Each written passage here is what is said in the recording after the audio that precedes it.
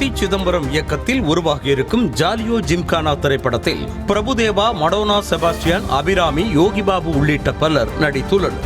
இப்படத்தில் இடம்பெற்ற போலீஸ்காரன கட்டிக்கிட்டா என்ற பாடல் வெளியாகி பெரும் சர்ச்சையை ஏற்படுத்தியது. இப்பாடலில் இரட்டை அர்த்த வரிகள் இடம்பெற்றிருப்பதாக ரசிகர்கள் சரமாரியாக விமர்சனங்களை முன்வைத்தனர். ஆரம்பத்தில் ஜாலியோ ஜிம்கானா படத்தின் பாடல்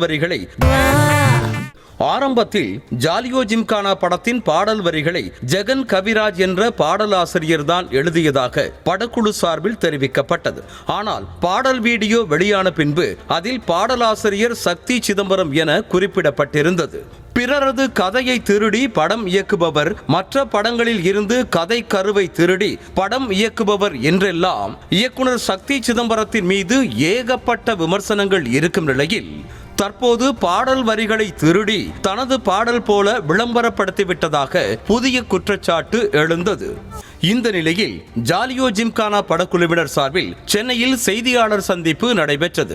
அப்போது போலீஸ்காரன கட்டிக்கிட்டா என்ற பாடலை எழுதியது யார் என்பதில் எழுந்துள்ள குழப்பம் குறித்து செய்தியாளர்கள் கேள்வி எழுப்பினர். அப்போது தனக்கும் அதற்கும் எந்த சம்பந்தமும் இல்லாததை போல உட்கார்ந்திருந்த இயக்குனர் சக்தி சிதம்பரம் செய்தியாளர்களின் கேள்விக்கு எந்த பதிலும் அளிக்காமல் மேடையில் இருந்து விறுவிறுவென இறங்கி நடையை கட்டிவிட்டார்.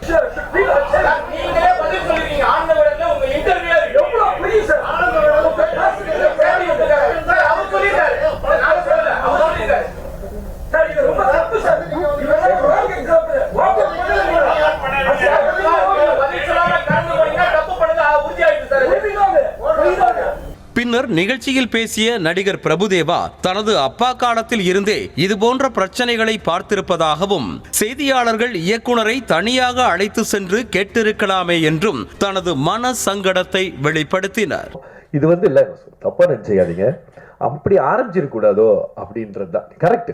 பட் அதுக்குன்னு ஒரு அவரை தனியா கூப்பிட்டு ஏன் இப்படி பண்ணீங்கன்னு அவங்க கிட்ட இது நம்ம ப்ரொடியூசர் சார் அவ்வளோ.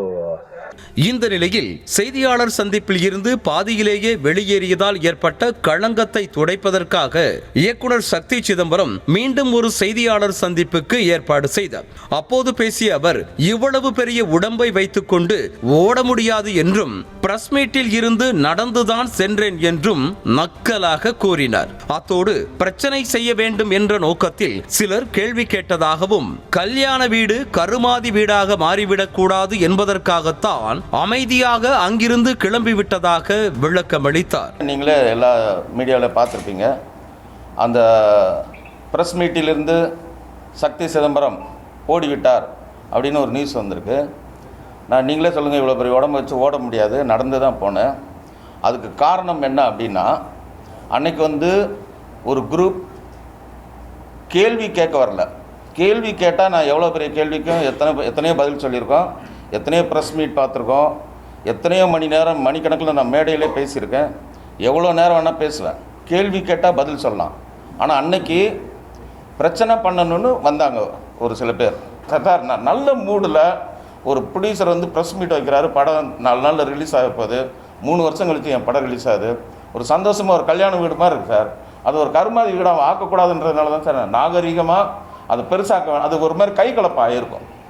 ஒரு கலகலப்பான இடம் கைகலப்பாக ஆகக்கூடாதுன்றதுனால தான் நான் அமைதி காத்து மௌனமாக வந்துட்டேன் சார். ஜாலியோ ஜிம்கானா படத்தில் உள்ள 2 பாடல்களுக்கு 4-5 வரிகள் மட்டுமே ஜெகன் கவிராஜ் எழுதியதாகவும் எந்த ஒரு முழு பாடலையும் அவர் முழுமையாக எழுதவே இல்லை எனவும் கூறினார். சார், நான் எல்லாத்தையும் லைஃப்பில் பார்த்தாச்சு.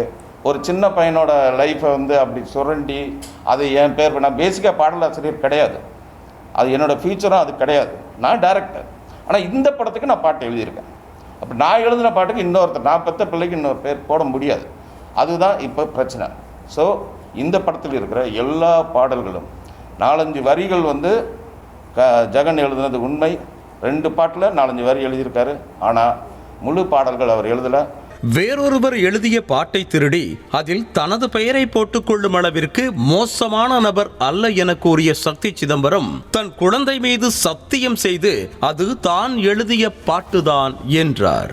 எத்தனையோ படத்துக்கு கதை எழுதியிருக்கேன், வசனம் எழுதியிருக்கேன். என்னோட படம் ரீமேக் சார்லி சாப்ளின் ஒரு படம் எல்லா மொழியிலையும் ரீமேக் ஆகிருக்கு.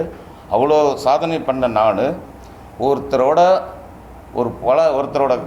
பாட்டை வந்து திருடுற அளவுக்கு நான் ஒரு கேவலமானவன் சத்தியமாக கிடையாது. அது எனக்கு அவசியமே கிடையாது. பேசிக்காக நான் வந்து முட்டாள் கிடையாது. நான் நல்ல டயலாக் ரைட்டர், எத்தனையோ படங்களுக்கு வசனம் எழுதியிருக்கேன்.